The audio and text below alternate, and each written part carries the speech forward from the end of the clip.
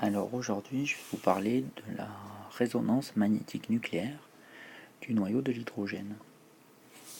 Alors, la formule semi-développée de l'éthanol est la suivante. C'est une molécule composée d'une fonction organique et d'une chaîne. Et la fonction organique, on peut l'obtenir par spectroscopie infrarouge. Et la structure de la chaîne carbonée, on va l'obtenir par une nouvelle spectroscopie qui s'appelle la spectroscopie Raman.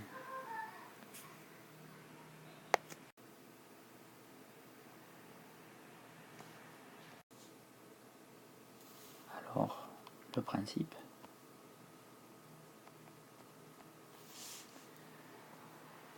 un échantillon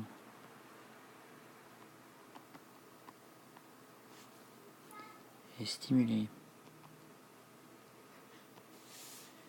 par un champ magnétique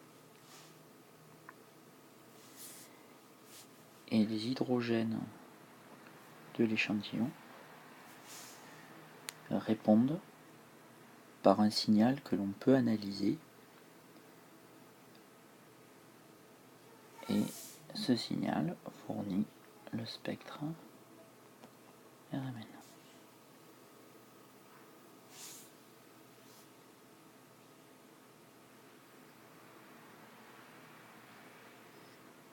Que les hydrogènes situés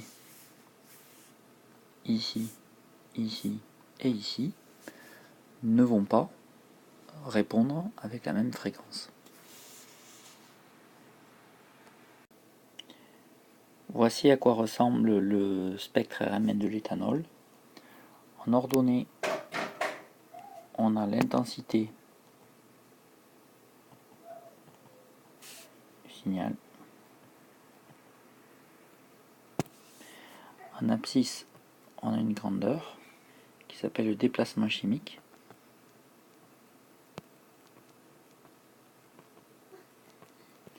Dans une unité particulière que l'on appelle le ppm. Ce déplacement chimique, en fait, c'est une fréquence, donc c'est bien un spectre. On observe sur ce spectre plusieurs massifs. Un massif à 0 ppm, un massif ici, un troisième massif et un quatrième massif. Le massif numéro 1, on va le retrouver à 0 ppm et quasiment dans tous les spectres Raman. En fait, il s'agit de la fréquence émise par les hydrogènes d'une substance que l'on appelle le tétraméthylsilane, qui sert de référence et qui est mélangé à l'échantillon que l'on veut étudier, ici présentement de l'éthanol. Donc on appelle ça la référence TMS, tétraméthylsilane. On n'en tiendra pas compte dans tous les spectres que l'on observera. Voilà. Les trois autres massifs sont dus en fait aux différents groupes de l'hydrogène présents sur la molécule d'éthanol que je vous rappelle.